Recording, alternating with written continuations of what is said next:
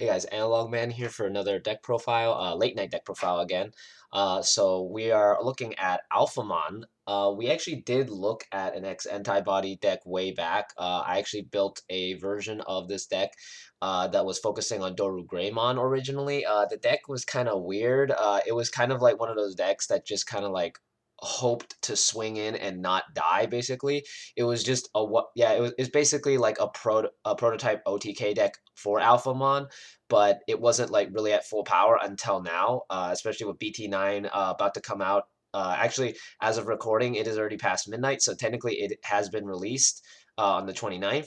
So really cool that's finally out. We actually get to have an actual viable tier 1 black deck that isn't based around other stuff like Black War Greymon and other things. Alphamon has been basically kind of like it's been there, but it hasn't really been able to kind of like go to tier 1. It's been in the top like 32, maybe 64 of like a lot of tournaments, but it hasn't really been able to really do anything. But I think with the new additions from this set, you should be able to essentially like potentially, like win your locals at least once in a while, maybe.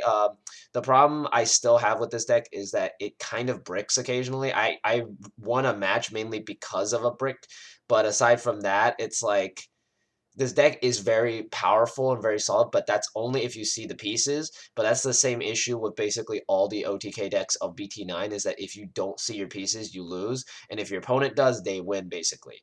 But so far I've been able to build a version that's very consistent, and as long as you see your pieces, you're just gonna basically go in for the kill and swing for like 6 checks. So it's basically game regardless. But anyway, let's actually get into the deck profile. So for the eggs, we are running 4 Doraemons. Sadly, I don't have these pre-released. These are just like my old copies that I've been using for a while for Doru Gray, so I just, decided to just switch them over. Doraemon's still really good, when you equip something underneath the Digimon that this is with, you get to basically draw one, so really solid card, helps you draw for your deck. Then for level 3s, we run 3 of the original Dorumons. These are only the pre-release versions. I don't have the alt arts because as many who have been trying to build Alpha, Alphamon cards are really expensive. Very expensive to the point where the alt art of this is like 60, almost close to $60. So not really worth the money, especially if you just want to play the deck like me. Like I honestly don't care for alt arts for this deck, only for certain cards. But aside from that, I don't really care. I just want to play it. But yeah, this one's really cool. On play, you get to reveal, search an X-Antibody and a Kota. Then it's inherent, basically, like the moment you equip it, you gain a memory, which is really cool. But yeah, then we run 4 Ryudamons because Ryudamon also searches, but it searches also an X-Antibody and Yuji, and it gives decoy to whatever it's equipped to. Then the last rookie we run is 4 of the new Doromons from BT9. This one, on play, you get to trash and draw, so it's a really cool draw engine. It's basically like the Gabumon for this deck, except you do have to discard something, but it's honestly worth it because there are effects to grab back stuff from the trash, specifically the new Alphamon, so really powerful. But yeah, we only run the 12 rookies. Sometimes you don't see these, but at 12, you should be able to see these. It's just kind of a weird kind of ratio, but yeah. Let's get into level 4s. Of course, we run the 4 Dorugamons because Dorugamon is really solid. 2-cost evolution, and he's a blocker if you have Dorumon or an X-Antibody underneath, so really nice. Then we run 4 of the Dexdorus because Dexdoru is really cool. You get to evolve this on top of him for 0 cost, and you get to discard and give him blocker and retaliation, which is really nice. Then for the last level 4, we run 1 Grumblemon because occasionally we do want to go for game, and this does help you do that. So you only run exactly 9 level 4s, but you do see these consistently, so you don't really need that many more.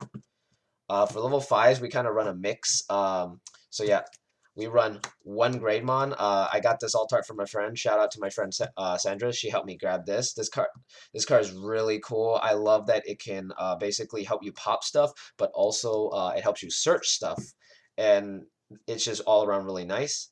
Then we run 3 of the Doru Greys to give the security +1, plus make it so your opponent can't delete it with effects for the turn. Then we run 4 of the Dexdoru Greys, which is really cool. You can evolve this on top of Dexdoru for 1 cost, and and you get to recover back a memory. Same with the other one, the Dex Dorugum. Then this one, instead of giving block and retaliation, it lets you delete a level 4 or lower, so really nice. So yeah, we only run the 8 level 5s because this is a standard build up your stack OTK deck, so we keep it at minimum. Then for level 6s, we run 3 Alphamons. Only one of these is pre-release, sadly, but it's whatever. Then we run 3 Orumons, and yeah, that's for the level 6s. For those that do not know what these cards do, this one, the new Alphamon actually is really busted. When you Digivolve, you can equip something underneath from your trash, and then it gets to de-Digivolve something. And usually, you can equip the Doru to keep it at your turn, and then you basically get to evolve it into the level 7 and pop their board, which is really cool. With Orumon is just there for kind of removal stuff, but also when equipped underneath alongside this, you can evolve into the level 7 for only a cost of 3, which is really nice. So having an equal amount of these guys is really important. So I recommend running 3 and 3. This is the best ratio that I've seen so far for most of the X-Antibody decks. Even Metal Garurumon does it, where they run 3 Metal Garus and 3 Metal Garu X's. So this is the perfect ratio, I feel.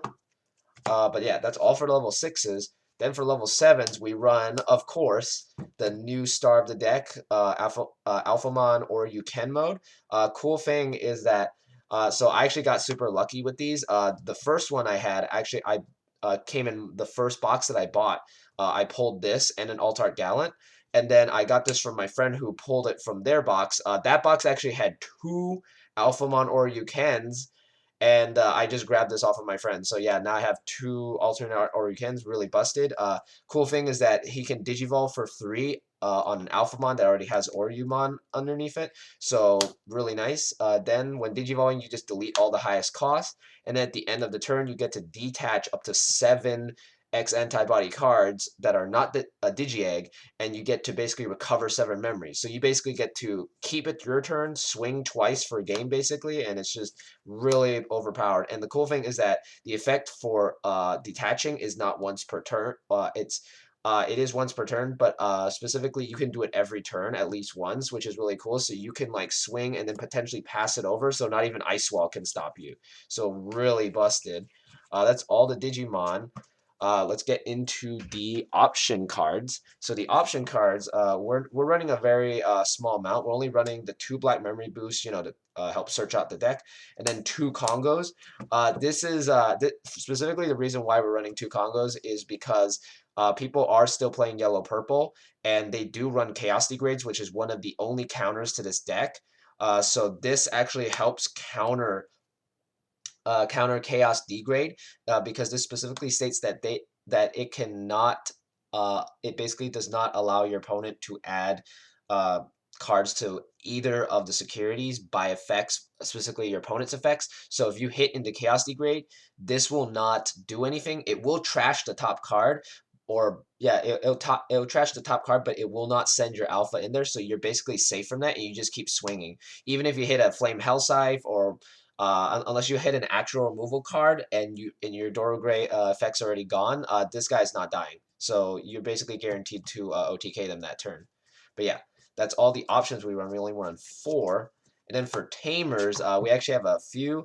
I am still missing technically 2 Cool Boys, but I technically run 4 Cool Boys in this build, which is really solid. You get to search, you get to gain memory and draw. At one point, I had 3 of these on board, and I ended up just kind of like uh, I I gained back 3 memory, and I drew into another stack that I needed. So even if one of your stacks dies, you can just rebuild it super fast. So really powerful.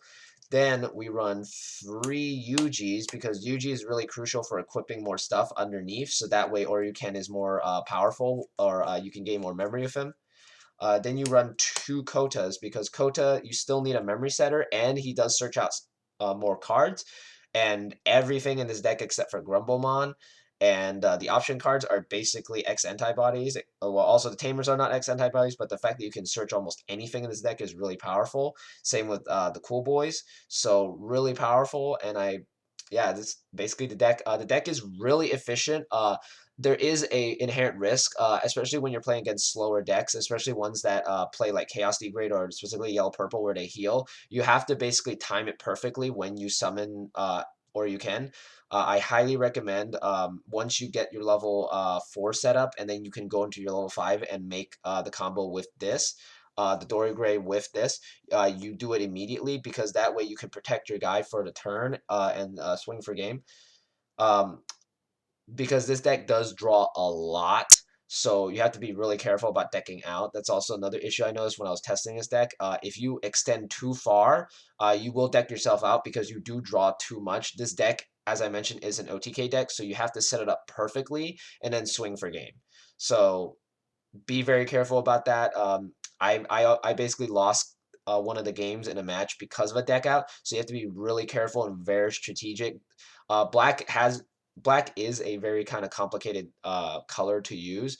Originally, it was just a blocker deck, but the thing with this deck is that since it's become an OTK deck, you have to be very careful. So just make sure to push out your Digimon from the raising area at of basically the perfect moment. Do not just kind of like do it whenever you want. Uh, don't underestimate your enemies or especially your opponent, because this deck is very susceptible to alternate forms of removal. As I mentioned, Chaos Degrade, DP reduction can still work if you push out your level 5 too early, or you evolve them in raising and you don't give them protection. Basically, you have to be very careful about that too. There's a combo that I've actually been working on in security control that can counter this. If this hits into it, it basically dies. For basically you hit into a flame house life and you summon back a Maycrat and you do minus 9,000, and then the second check hits into a Digimon. This guy's basically dead because he's only a 6,000 at that point, so he just automatically dies. Alphamon does not have protection in battle. Its protection is basically being big, so you have to be very careful about that.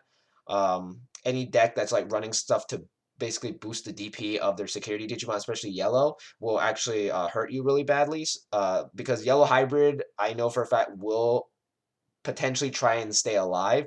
So you will encounter those people still playing Yellow Hybrid with the Zoes that increase DP. So potentially you could hit into a like 19,000 dude and die. So you have to be very careful about that, especially when you're playing against Yellow and Purple.